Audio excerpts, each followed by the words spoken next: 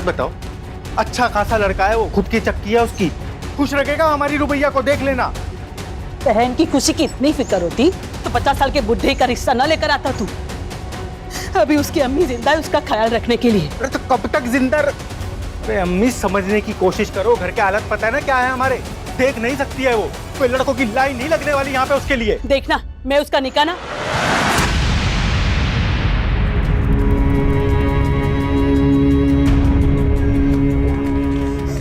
भाईजान, आप बिल्कुल चिंता ना करें,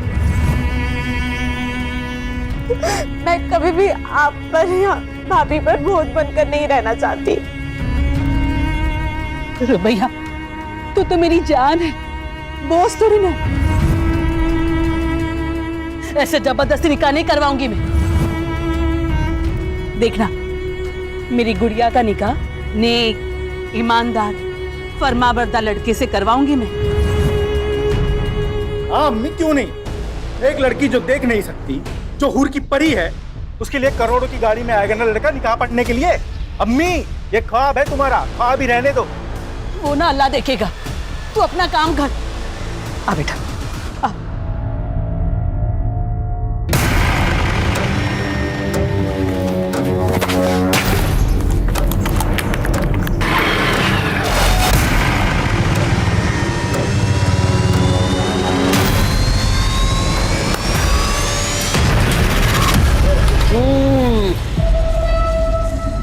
अरे होने वाले साले साहब, मसला कहां तक पहुंचा?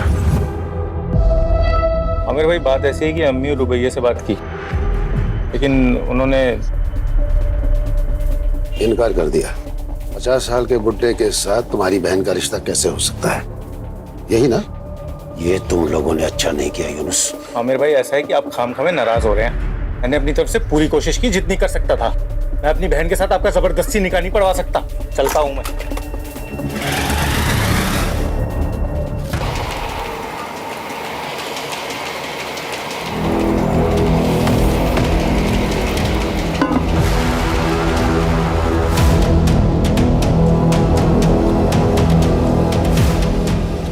अरे हमसे क्या शर्माना,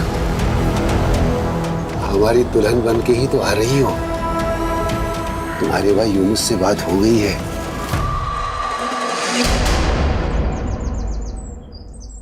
गुलरेज, कितना सुनना पड़ा हमको तुम्हारी वजह से, पता है? तो ऐसा काम करता ही क्यों है कि सुनना पड़े? गुलरेज, आ गई बुढ़िया। ए गुलरेज। अरे खानम आओ आओ। सलाम अलैकुम। वालेकुम अस्सलाम, आओ बैठो।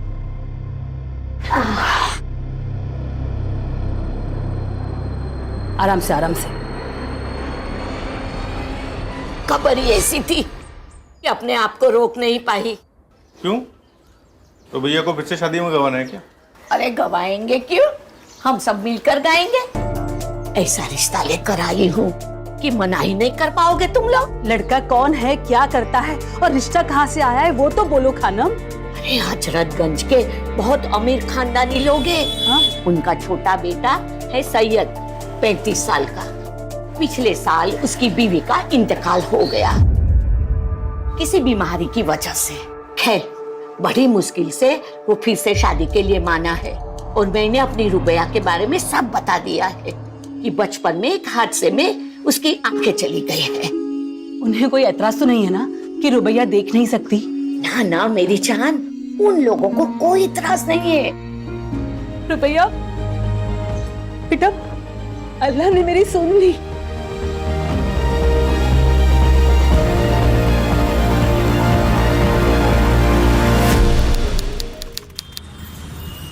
सैयद अमीन इब्न तौफीक अमीन, आपका निकाह रुबैया शेख बिनते फैज शेख से टिक्का राइजुल वक्त 51,000 में तय पाया है। क्या आपको कबूल है? जी कबूल है। भाई कबूल है, मुबारक हो। मुबारक हो, मुबारक हो बेटा, मुबारक हो। रुबैया शेख बिनते फैज, आपका निकाह सैयद अमीन इब्न तौफीक अमीन से टिक्का राइजुल वक्त 51,000 में तय पाया है। क्या आपको कबूल है? जी कबूल। भाई कबूल है, मुबारक हो, मुबारक हो, मुबारक हो।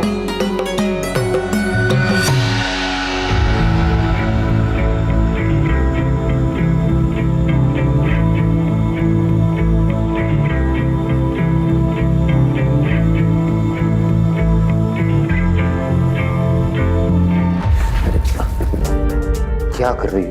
अभी टकराती। वो मैं इस कमरे की चीजों को पहचानने की कोशिश कर रही हूँ ताकि आगे जाके ठोकर ना लगे। आओ बैठो।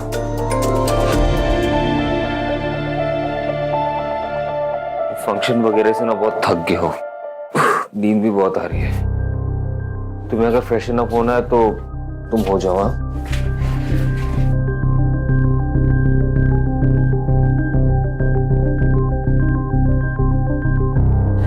आपसे एक बात पूछूं? आपको सच में कोई एतराज तो नहीं है ना कि मुझे दिखाई नहीं देता?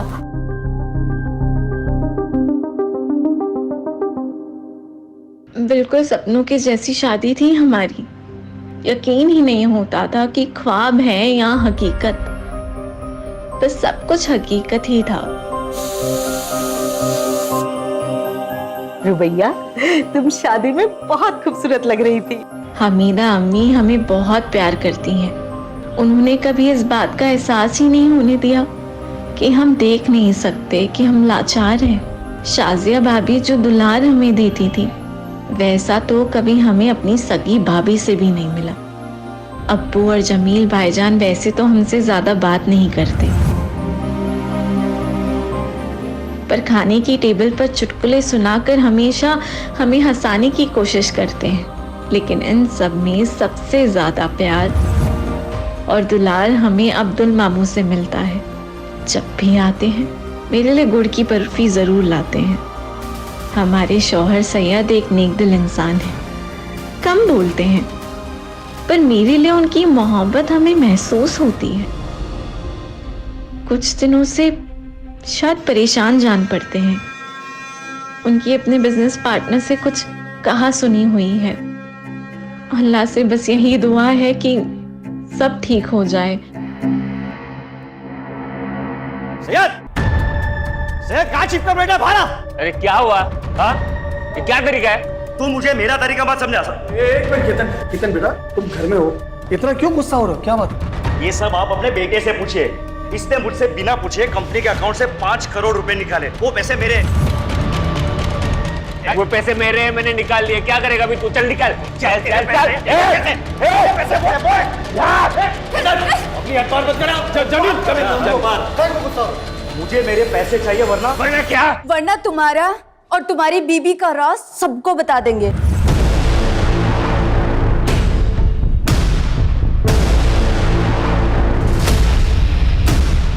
कौन सा सच और क्या बोल रही हैं ये?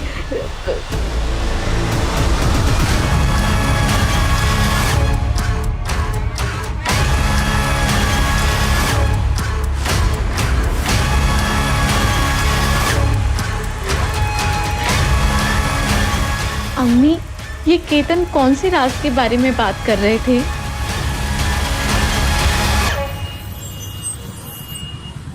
हाँ मेरे। अच्छा वहां भी नहीं है। अच्छा एक काम करना अमित, अगर सैयद तुम्हारे यहाँ आता है या तुम्हारी बात होती है उससे तो तुम फौरन हमें बताना। हाँ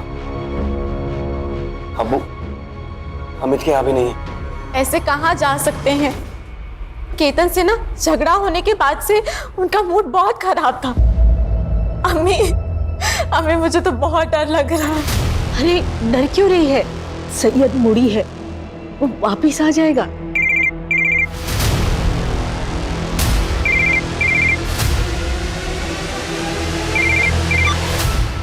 हेलो साहब, मैं दामोदर साहब, फैक्ट्री का वॉचमैन।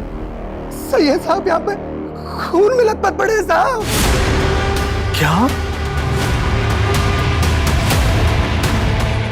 ए साहब, सब सैयद साहब, सब ये देखिए साहब, ये देखिए।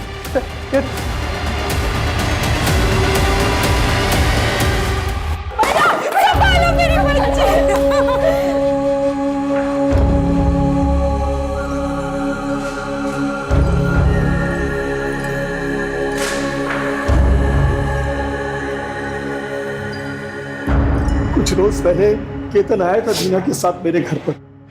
उसने सैयद को धमकी दी थी कि अगर सैयद ने उसके पैसे वापस नहीं किए तो पता नहीं सैयद का कौन सा राज खोल देगा वो। मुझे मेरे पैसे चाहिए वरना क्या? वरना तुम्हारा और तुम्हारी बीबी का राज सबको बता देंगे। किस राज की बात कर रहा था? हमें कुछ समझ ही नहीं आया।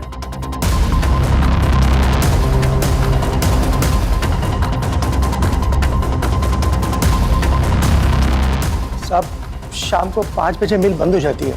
मिल का ज्यादातर काम केतन साहब ही संभालते हैं। सैयद साहब तो कभी कभी आते हैं। किसी को कुछ नहीं पता। बॉडी को पोस्टमार्टम के लिए भेजो और फैमिली मेंबर्स को इन्फॉर्म करो जब तक का इंक्वायरी पूरी नहीं हो जाती ये फैक्ट्री बंद रहेगी। और ये केतन और दीना उन्हें पुलिस थाने लेकर आओ। बाकी फैमिली मेंबर से तुम बात करो। यस। कॉल रिकॉर्ड्स चेक किए हैं आप लोगों के? 12 से 1 फैक्ट्री में क्या कर रहे थे? ऐसा क्या काम आ गया? सैयद से कौन से राज फाश होने की बात कर रहे थे तुम लोग? मुझे मेरे पैसे चाहिए वरना क्या? वरना तुम्हारा और तुम्हारी बीबी का राज सबको बता देंगे। मुझे नहीं पता कि वो किस राज के बारे में बात कर रहे थे। मैं तो खुद सुन के हैरान थी। सच सच बताओ, सैयद को क्यों मारा? सर हमने सैयद को नहीं मारा।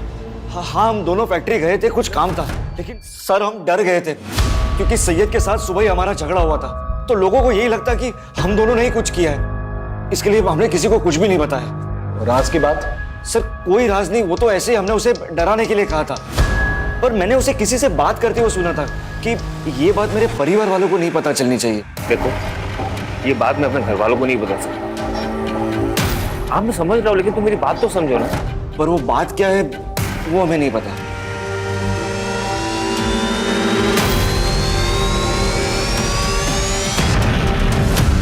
सैयद का फोन रात के 8 बजे बंद हुआ था लालगंज एरिया के आसपास, और सैयद के ऑटोप्सी रिपोर्ट के मुताबिक उसका खून हुआ रात के 9 बजे के आसपास। लेकिन सर केतन और दीना तो रात के 12 बजे आए थे फैक्ट्री में। सर ऐसा भी तो हो सकता है मारा कहीं और हो और बॉडी डंप करने यहाँ फैक्ट्री में आए हो। इतनी बड़ी बेवकूफ़ी वो नहीं कर सकते क्योंकि वो जानते हैं अगर बॉडी मिल में मिलेगी तो सबसे पहले पूछताछ होनी चाहिए। लेकिन सर मुझे ये समझ में नहीं आ रहा है कि सैयद के बारे में केतन ऐसा क्या जानता है जो हमसे शेयर नहीं करना चाह रहा। एक काम करो अंकिता, रुबैया से जाके दोबारा पूछताछ करो, हो सकता है कोई इन्फॉर्मेशन निकले। Okay sir. अम्मी, अम्मी कहाँ है आप? अब्दुल मामा, शाजिया भाभी, हमें आपको कुछ बताना है, आप यकीन नहीं करेंगे। क्या हुआ रुबैया? जल्दी आए। क्या हुआ बेटा? अम्मी, सैयद जिंदा है।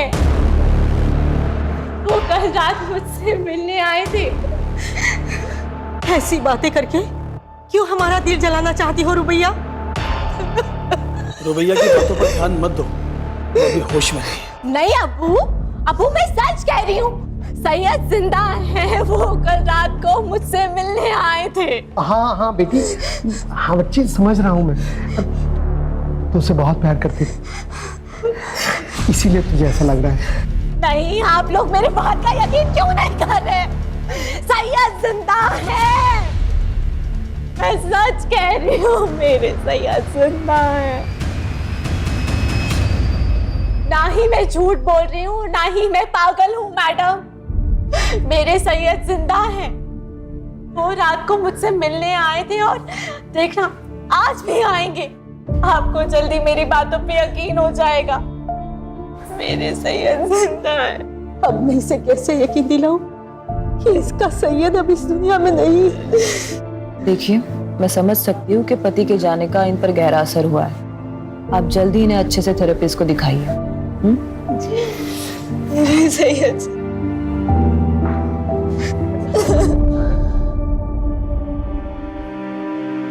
क्यों कोई मेरा यकीन नहीं कर रहा है कि अब जिंदा है सैयद? कहीं ये मेरी कोई गलतफहमी तो नहीं? नहीं, मैंने महसूस किया है आपको। मुझे सबको साबित करना ही होगा कि आप जिंदा हैं।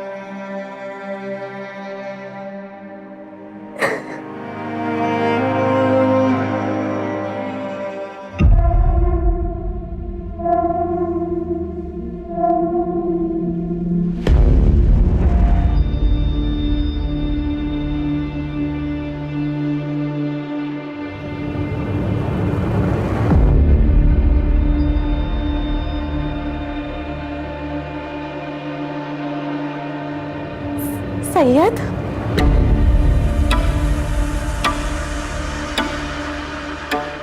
सैयद तुम आ गए।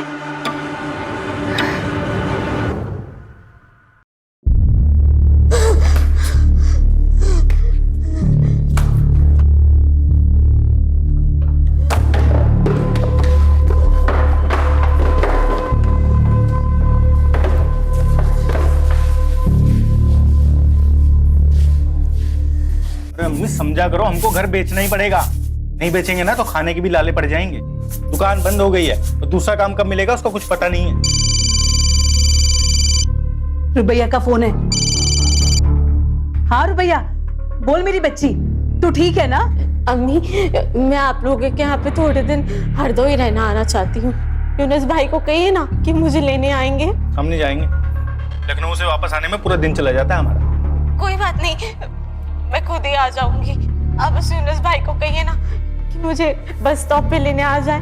मैं 10 बजे की बस पे बैठ के ना 12:30 बजे तक पहुंच जाऊंगी। हाँ बेटा, लेने आ जाएगा। हाँ तू आजा बेटा, चले जाना। ऐसे अचानक जाना है तुम्हें? क्या हुआ? सब ठीक तो है ना? हाँ सब ठीक है, बस मुझे मेरी अम्मी की याद आ रही है। मैं समझ सकती हूँ, अब्दुल मामू अभी आने ही वाले होंगे, वो तुम्हें छोड़ देंगे। नहीं नहीं, आप टेंशन ना लें। मैंने भाभी से कहकर कैब बुक करा दी है। मैं खुद ही चली जाऊंगी, खुद ही चली जाऊंगी।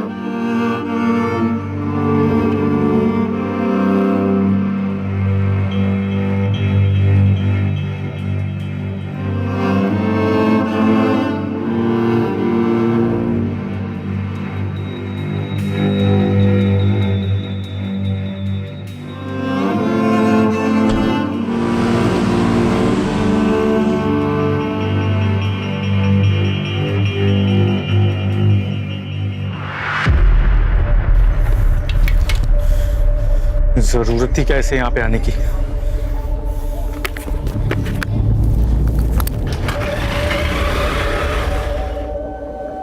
आ जाओ हरदोई हरदोई हरदोई, चलो चलो चलो जल्दी जल्दी जल्दी।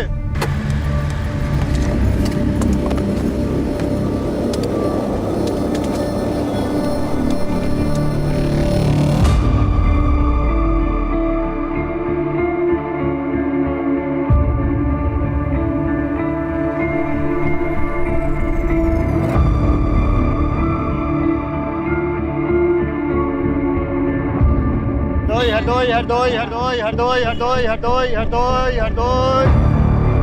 कहाँ जाएंगे मैम? ये बस हरदोई जाएगी। हाँ जी हाँ जी हाँ जी, आइए आइए।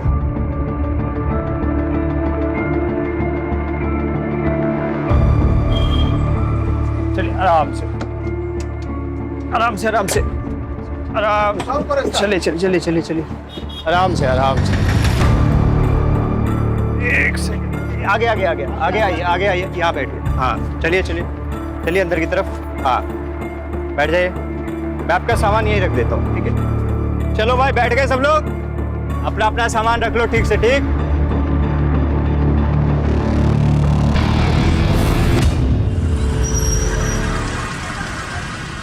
हाँ हाँ, आदाब गुलरेज बहन। रुबैया पहुंची क्या? हम लोग बहुत देर से कोशिश कर रहे हैं, उसका फोन बंद आ रहा है। मैंने यूनुस को भेजा है बस स्टॉप पे लेने के लिए, लेकिन उसे भी काफी वक्त हो गया है। हो सकता है बस छूट गई हो, दूसरी बस में हो। अल्लाह करे ऐसा ही हो। आए तो फोन करवा देना। जी जरूर। अम्मी, हमें रुबैया को अकेला भेजना ही नहीं चाहिए था। अम्मी हाँ। अरे हम तो कब से बस स्टॉप पे खड़े होकर रुबैया को ढूंढ रहे हैं घंटों से, वो कहीं मिली नहीं। ना वो 10 बजे वाली बस में थी, ना वो 2 बजे वाली बस में। अम्मी हमको लग रहा है रुबैया हरदोई पहुंची नहीं है।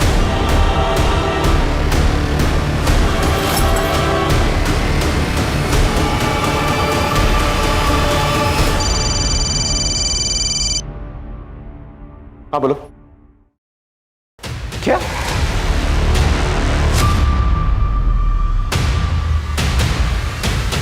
रुबैया मिसिंग?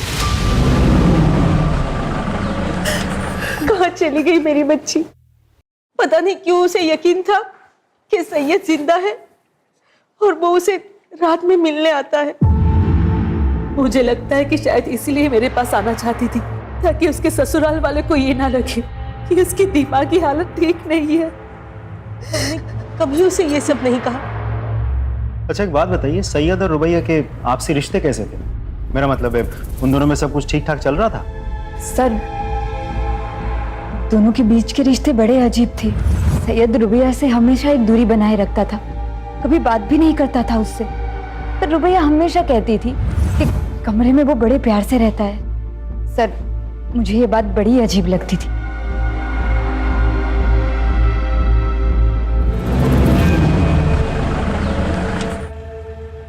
सर, रुबैया के घर वालों से बात करके मुझे समझ में आया कि सैयद और रुबैया के बीच रिश्ते सही नहीं थे। मुझे ऐसा लगता है कि सैयद के मर्डर के साथ रुबैया के गायब होने का कुछ तो कनेक्शन है। एक काम करो, रुबैया की कैब बुक करने से लेके बस स्टॉप पहुंचने तक उसके सारे फुटस्टेप्स ट्रैक करो, उसके call records, cab details, everything. Sir एक और बात, रुबैया के गायब होने के बाद हरदोई से सिर्फ उसकी माँ आई थी, साथ में भाई यूनुस नहीं था। बहन गायब है और भाई को फिक्र तक नहीं। उठा के लेके आओ सब। यूनुस शेख, तो तुम्हें पूरा यकीन है हरदोई स्टेशन गए थे अपनी बहन रुबैया को लेने के लिए? सर मैं गया था सर मैं बस स्टॉप पे पहुंच गया था, यही कोई 12 के करीब सर। मैंने तो अगली बस का भी इंतजार किया, अब मुझे लग रहा है पहुंची नहीं स्टेशन पे। कैसे गए थे वहां पर? बाइक से गया था सर मैं। तुम्हारा जो हरदोई का घर है और बस स्टॉप है कितनी दूरी पे, तो किस रास्ते से गए थे?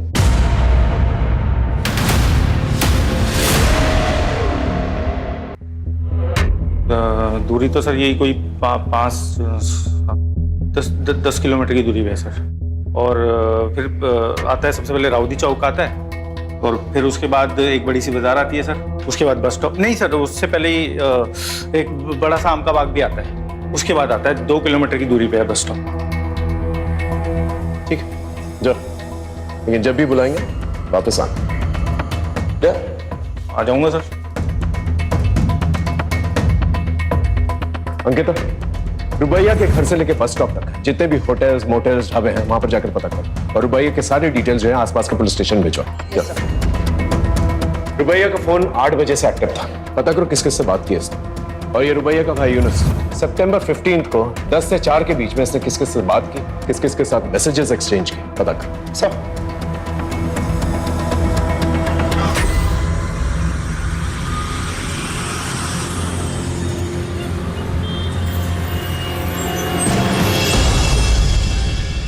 रुबैया को छोड़ने के 3 दिन के बाद तू काम पर लौटा है, आता 3 दिन तक। और रुबैया कहां पर है? बोल। कौन रुबैया? ये गांव गया था, बाप बीमार है, आप फोन करके पता कर लो। और रही इस लड़की की बात, मैंने उसको बस में छोड़ा, वो बस में बैठी और मैं वहां से चला गया। तूने उसे बस में बैठते हुए देखा था? साहब, मैडम को दिखाई नहीं देता था, इसलिए वहां पे तब तक मैं रुका रहा जब तक वो बस में बैठ नहीं गई। वो खिड़की की तरफ बैठी थी। लेकिन साहब, आप लोग मुझसे क्यों पूछ रहे हैं ये सब? मैंने कुछ नहीं किया। हो सकता है तू कुछ नहीं जानता, लेकिन रुबैया तब से गायब हुई है जब से तेरी गाड़ी में बैठी है। सर, इसके बाद भी मेरी बुकिंग थी, आप चेक कर लीजिए। जब तक का ये केस सॉल्व नहीं हो जाता ना, तेरी ये गाड़ी जो है ना हमारी कस्टडी में रहेगी। जा, और शहर छोड़कर जाने की कोशिश मत करना, गाड़ी कस्टडी में। सर,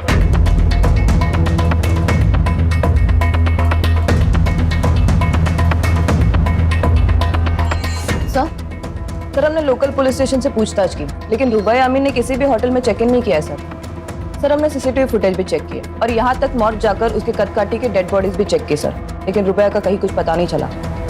तो आखिर ये रुबैया हरदोई बस स्टॉप से गई कहाँ? तुम्हें पूरा यकीन है ये वही लड़की है जो तुम्हारी बस में बैठी थी? हाँ साहब, उस दिन यही लड़की बस में बैठी थी, लेकिन हमारी इंफॉर्मेशन के मुताबिक तो वो हरदोई पहुंची ही नहीं थी। तुम्हें पक्का याद है? हाँ साहब, मुझे पूरा याद है साहब। वैसे आम पैसेंजरों का तो ध्यान नहीं रहता, लेकिन ये कुछ देख नहीं पाती थी, बल्कि साहब इसका सामान भी मैंने ही रखा था और इसे बिठाया भी मैंने ही था। अच्छा, तो तुम्हारी बस हरदोई पहुंची, तो इस लड़की को उतरते हुए देखा था?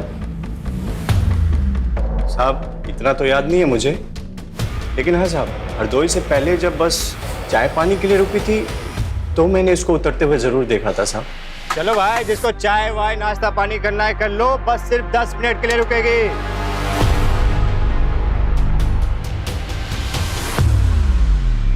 अच्छा, इस लड़की को दोबारा बस पे चढ़ते हुए देखा था आपने? हाँ सर, हमने देखा था।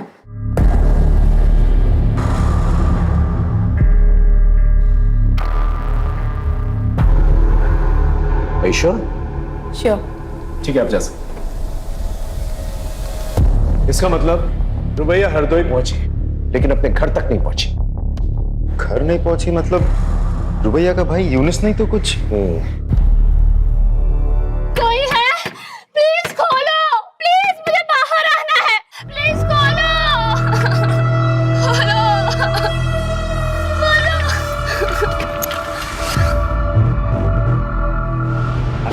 झूठ बोलता है? हाँ, तेरे कॉल रिकॉर्ड्स चेक किया हमने। तू हरदोई बस स्टॉप गया ही नहीं था। क्यों नहीं गया था? रुबैया को घर लाने क्यों नहीं गया था? डर गया था सर मैं। तो मेरी बीवी है ना बानो, तो रोज लड़ती थी रुबैया की वजह से, और इस बार उसने मुझे धमकी दी थी, बोला था कि अगर रुबैया घर में आई ना तो घर छोड़ के चली जाएगी। क्या करता सर मैं? नहीं गया। फिर मेरे फोन का इंतजार करो, दूसरे को भी ठिकाने लगाना है। ठीक है लगा।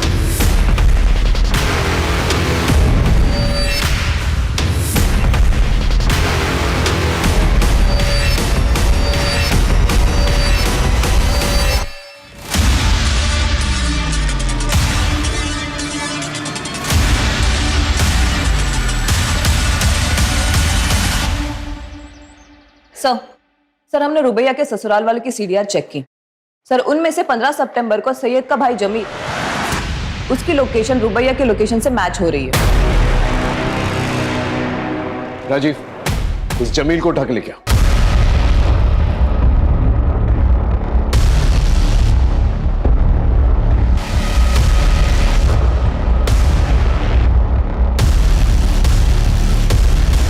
सर, जमील का एक्सीडेंट हो गया, उस पे किसी ने गाड़ी चढ़ा दी है। क्या? जमील, हमने तुम्हारे बैंक स्टेटमेंट्स चेक किए।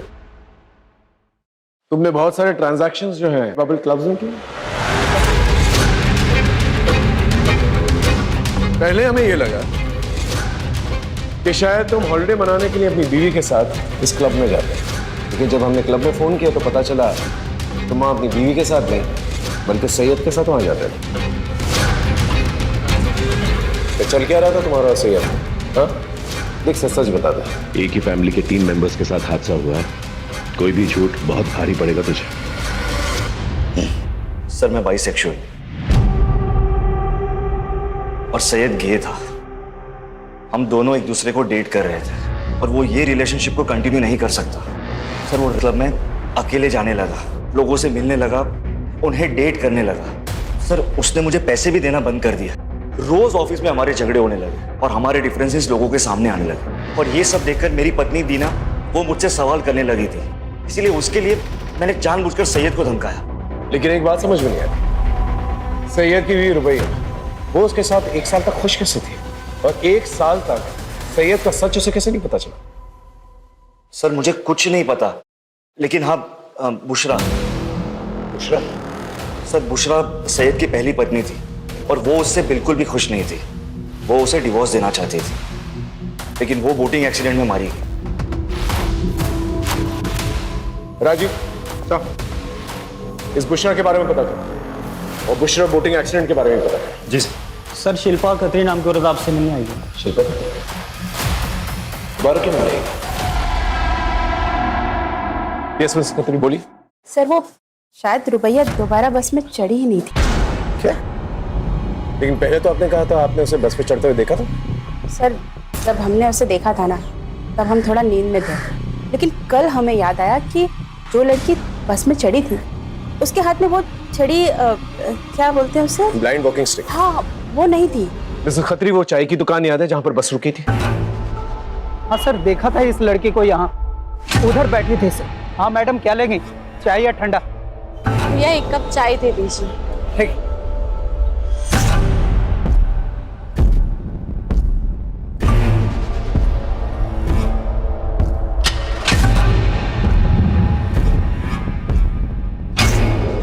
तो तुम कह रहे हो एक आदमी आया था उससे मिलने के लिए, फोन पे उससे बात करवाई और वो लड़की उसके साथ चली गई। जी सर।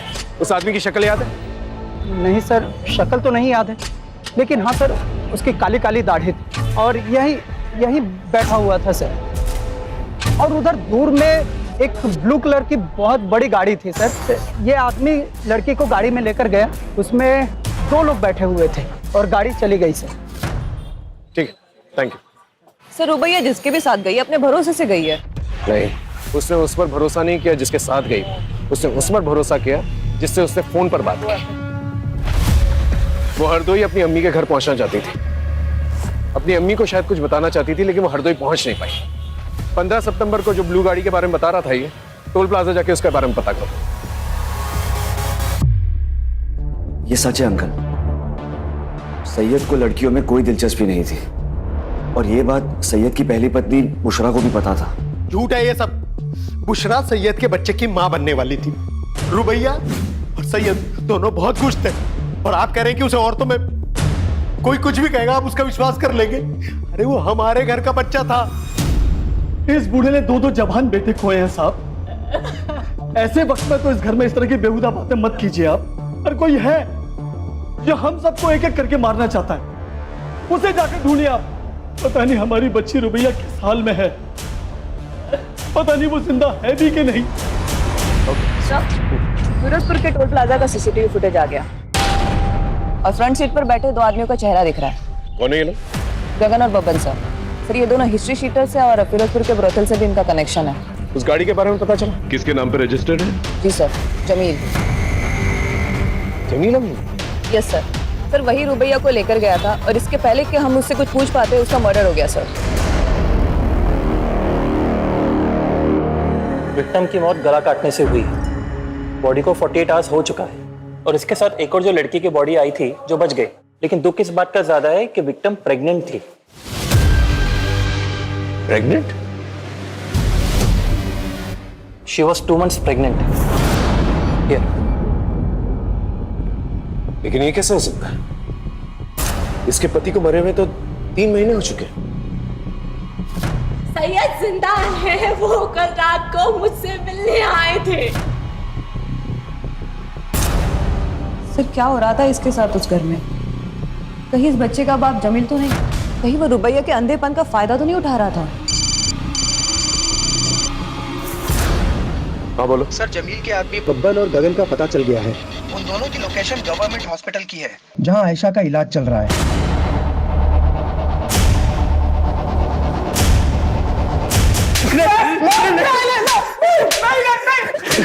किससे कहा था उसे मारने के लिए? किसके कहने पे मारा? बोल। सर हम तो दल्ले सर, कोटे पे लड़कियों का सौदा करते। ऐसा वहां से भाग गई थी, बहुत साड़ी बनती थी सर। बोल। रही बात रुबैया की, रुबैया को जमील भाई लेकर आए थे, उन्होंने उसको पकड़ा सर, उन्होंने मारा होगा, हमने कुछ नहीं किया, यकीन कीजिए। कोठे पे ले जाकर क्यों? कोटा किसका है? कोठा किसका है? बोल। कोटा जमील भाई और लाला का है। लाला कौन? कौन लाला? कौन लाला? बोल। लाला यानी अब्दुल मामू का।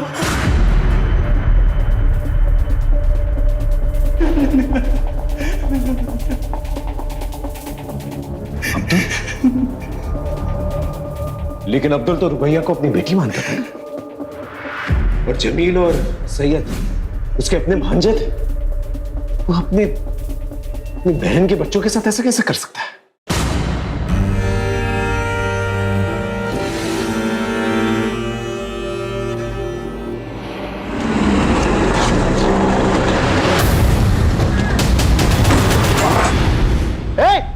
गर्दन पर गोली लगी है, हॉस्पिटल लेके जाओ। सर लेकिन अब्दुल ये सब करेगा ही क्यों? और इन सब में जमील कैसे फंस गया? सर क्या चल रहा है मुझे कुछ समझ में नहीं आ रहा है, अजीब पहेली है। सैयद की पहली बीवी बुशरा, वो भी प्रेग्नेंट थी ना सर, और उसकी मौत बोटिंग एक्सीडेंट में हुई थी। सबका जवाब हमें हिसार में मिलेगा। सर सन 2020 में भी भूषण अमीन ने अपने पति और ससुर के खिलाफ रिपोर्ट लगाई थी। ये देखिए रिपोर्ट। सैयद के खिलाफ तो कंप्लेन समझ में आती है, लेकिन तौफीक अमीन के खिलाफ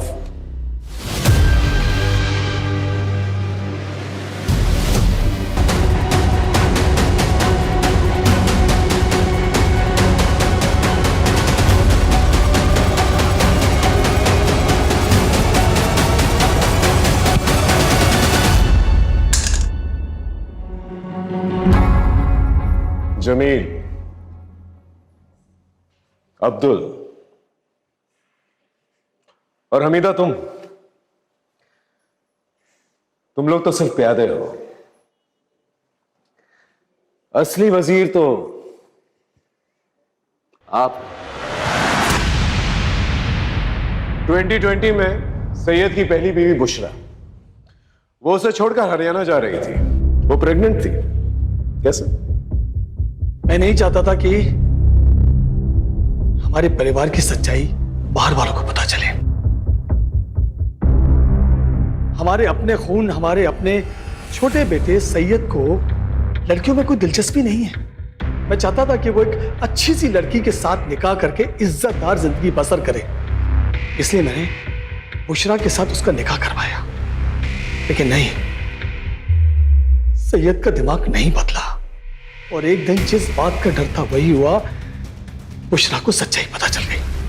उसने ठान लिया कि दुनिया को वो सच्चाई बता देगी। मैं कैसे होने देता ये सब? अबू मुझे मेरे भाई से बात करनी है।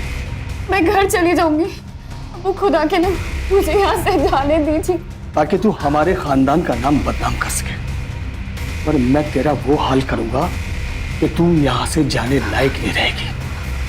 बुशरा चुपचाप सब कुछ सहती रही, लेकिन अचानक एक दिन वो भाग गई और वहां जाकर उसने मेरे और सईद के खिलाफ पुलिस स्टेशन में रिपोर्ट लिखवा दी। इसलिए बुशरा को तो रास्ते से हटाना ही था। उसके बाद हम दोनों ने जैसे तैसे सैयद को दूसरे निकाह के लिए मनाया। रुबैया हमारे परिवार के लिए एकदम सही थी। वो देख नहीं सकती थी। सैयद रात को घर में होता नहीं था। हम सैयद का इत्र लगाकर रुबैया के कमरे में जाता था। रुबैया को कोई शक नहीं होता था। वो सिर्फ इतना पूछती थी, सैयद तुम आ गए? अपने परिवार को आगे बढ़ाने के लिए जो भी सही था वो मैंने किया।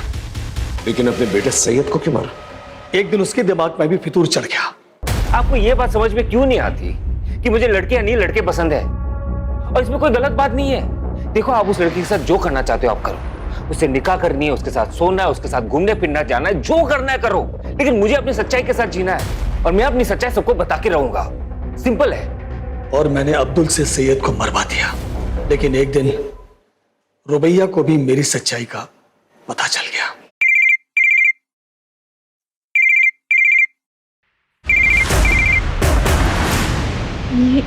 ये रिंगटोन तो अब्बू की फोन की है।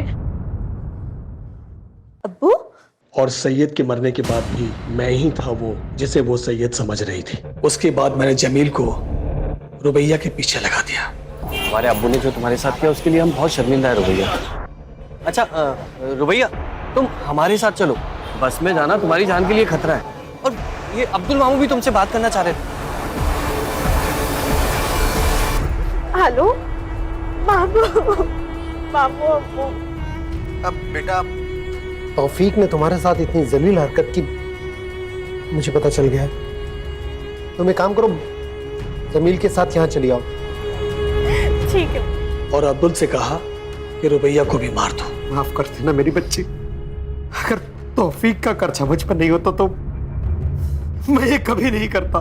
मैंने जो कुछ भी किया अपने खानदान की इज्जत बचाने के लिए किया। तूने जो कुछ भी किया है ना, अपने खानदान की इज्जत बचाने के लिए नहीं किया, बल्कि इसलिए किया कि तू बहुत ही घटिया इंसान है।